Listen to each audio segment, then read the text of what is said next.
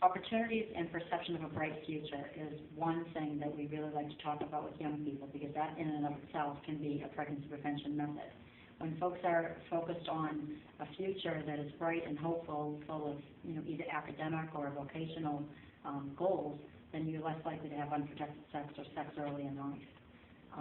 Certainly access to condoms and contraception are helpful, but not nearly enough, and access to evidence-based sexuality education from young on up is really quite helpful, and research shows that it doesn't promote going to have sex, but in fact promotes safety and waiting, abstinence. What do you think are the main factors of pregnancy in teenagers in Lawrence? What do you mean by the main factors, the main causes? Yeah. Well, I'm not sure any of us can really pinpoint the main causes, but it does seem that young people that get pregnant early on are, in fact, those young people that don't have perception and hope for a bright future. They don't have that sort of connection with their parents to talk about pregnancy prevention and talk about relationships. Our parents ought to be, in an ideal world, our primary sexuality and relationship educators.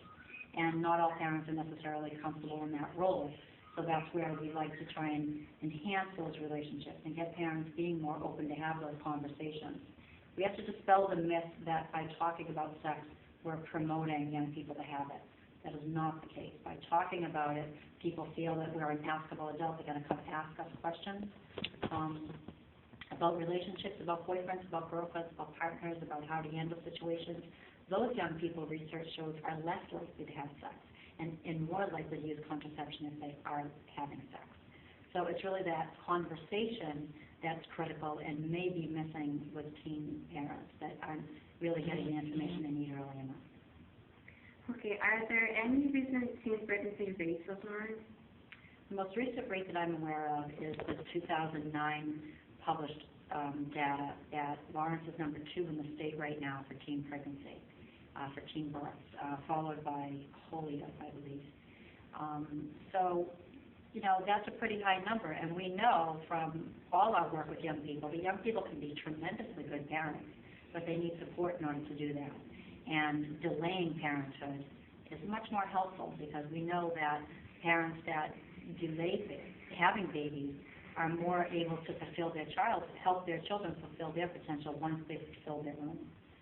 So that's the most recent data in terms of Lawrence that I can remember. What are the main reasons why teenagers should avoid pregnancy?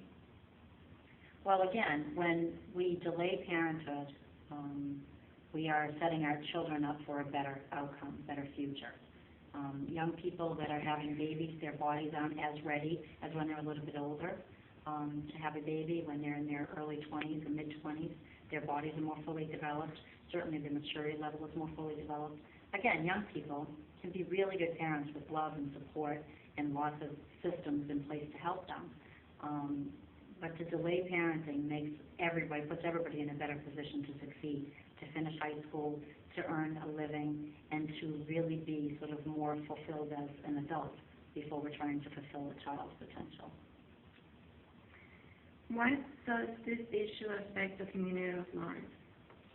Well, it affects the issue. It affects the community in a great way. From what I understand, certainly it's affecting the dropout rate across our country. In fact, 26% of young people that drop out of high school cite a pregnancy as a reason, and that's male and female. And teen females cite that a pregnancy is their primary reason for dropping out. So clearly you can see the domino effect of someone who's dropping out of high school, has a harder time earning a living or getting an education. They're going to earn less, and it sort of contributes to the poverty that it's hard to get out of. And in addition, that also affects grandparents that are taking care of babies, so they're sort of maybe losing days at work. I mean, it kind of becomes systemic, because we're all trying to rally around this new family, but it affects us all. So we're really trying to increase the supports that we have for young people to stay connected and have those opportunities, so that they think of parenting as a wonderful thing, but as something worth waiting for. Okay. Would you like to give advice to parents of Lawrence and teenagers about teen pregnancy? Talk. and listen. That's the best thing that we can do. Again, I think that, we don't teach young people to have sex by talking about it. We aren't advocating that they go out and have sex because we're talking and listening to them. But a conversation between parents or caregivers with young people puts them in a better position to make those healthier choices for themselves.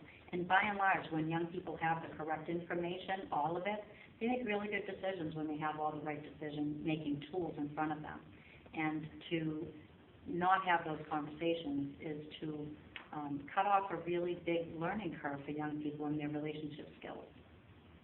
Well, we appreciate, no. Okay. Okay.